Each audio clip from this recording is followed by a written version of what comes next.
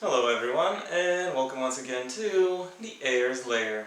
I'm your host, aspiring author Jonathan Taylor. As I've mentioned in my social media, links in the description below, I'm currently doing a read-through or read-a-thon of the Witcher series by Andrzej Sapkowski. And over the course of this video and several others to come, I'm going to be talking about my impressions of the books, and also reviewing them. This video is all about the second book of the anthology, Sword of Destiny. Like its predecessor, The Last Wish, it is a short story collection. However, unlike its predecessor, there are fewer short stories, but they are longer. They offer more context into the world and allow for broader thematic explorations. I'll go into each of the stories individually, but first I want to talk about what impressed me about this collection as a whole. I have to say the characterization has improved somewhat.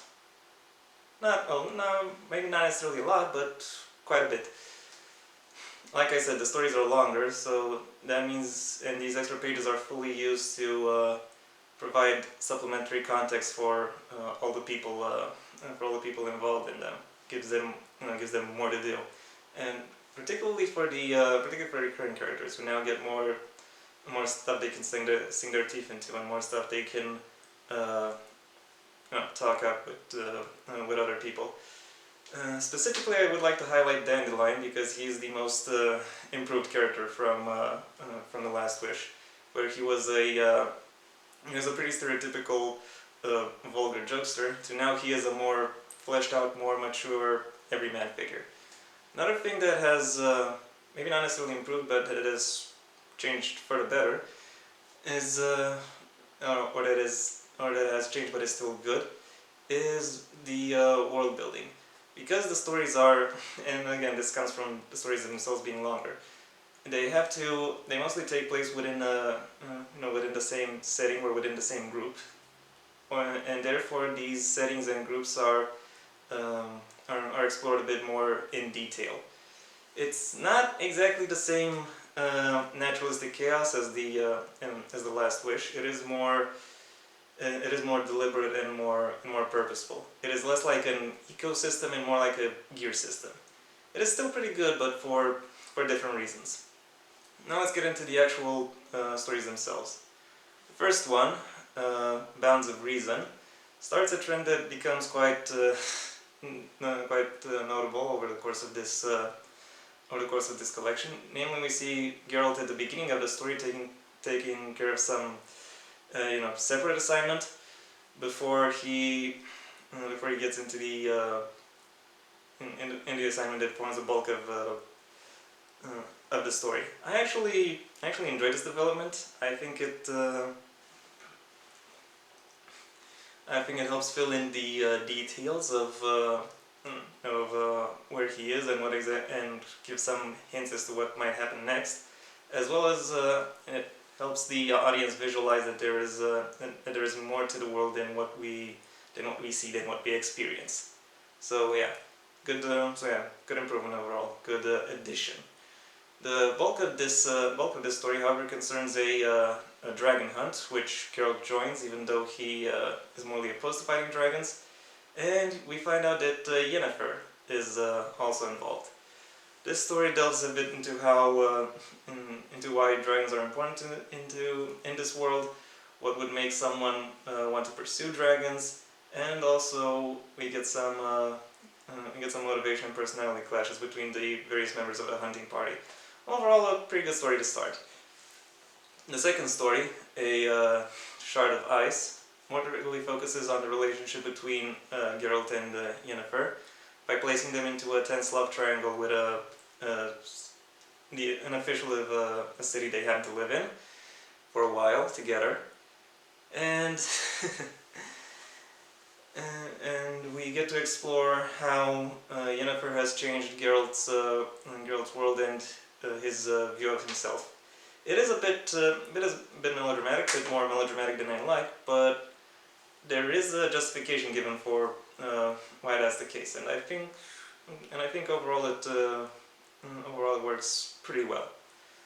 The third story, Eternal Fire, focuses on a shapeshifter who copied a merchant's identity, or stole a merchant's identity, then has done deals using said merchant's credentials, and has gotten said merchant in trouble with the local authorities. It is now up to Geralt to find a way to mitigate the damage.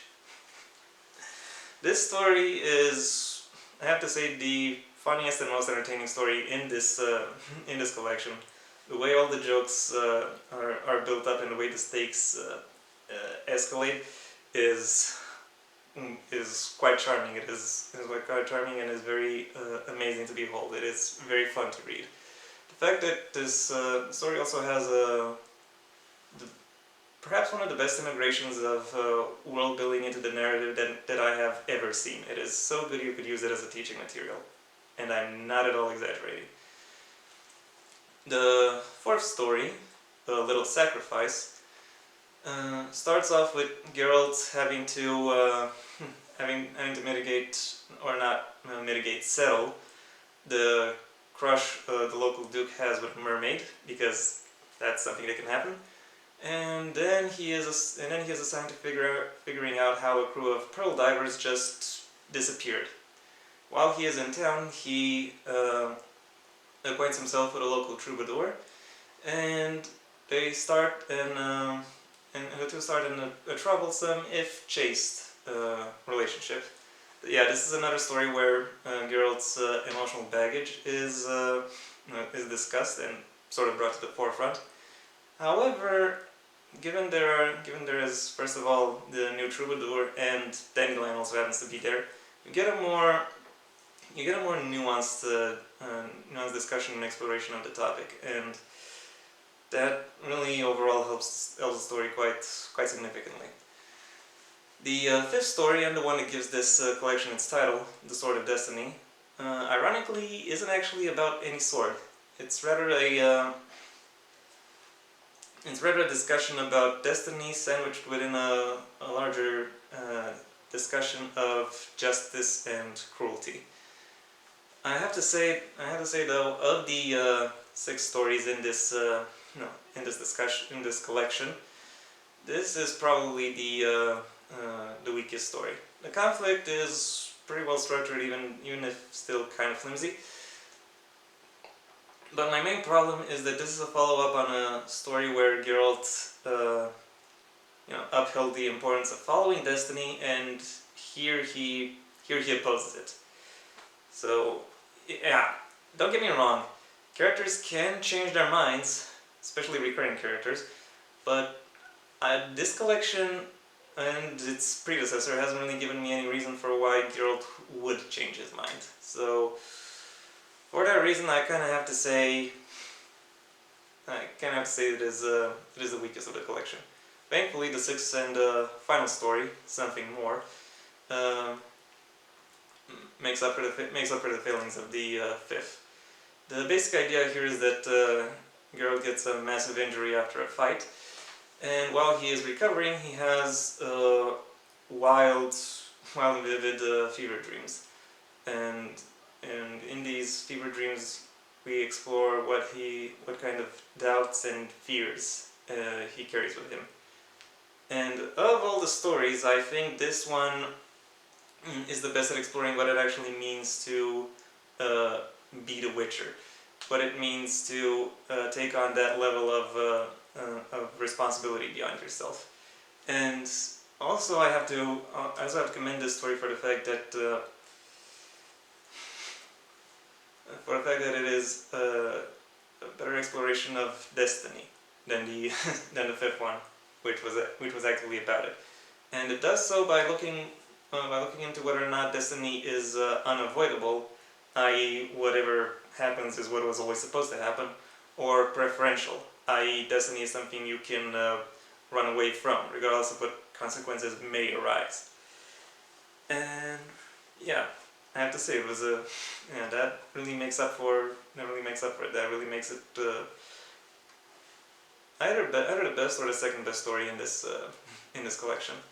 All in all, though, I have to say I very much enjoyed this. I very much enjoyed Sword of Destiny. The stories are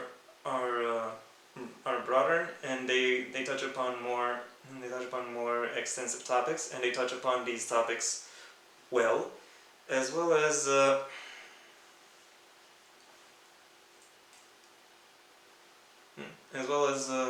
bringing a more coherent understanding of the world. Still, the narrative is clunky in places, and it isn't always, and thematic consistency isn't always there. While it touches upon more themes, it doesn't really always do them justice, or or not as much justice as they should. So for these reasons, I'm giving it the same rating as its predecessor, a 4 out of 5. And yeah, that was all I had to say about this one. Join me next week when I'll be talking about the first fully fledged novel of the anthology, Blood of Elves. But that's in the future. For now, I would like to thank you very much for your attention. If you enjoyed this video, then go ahead and leave a like. If you have something you'd like to add, the comment section awaits your input. And if you want to see when the next video comes out, then I suggest you go ahead and subscribe. Maybe also ring the bell or do whatever else YouTube wants so you get notified. Until next time, I'm Jonathan Taylor, and this has been the Heir's Lair.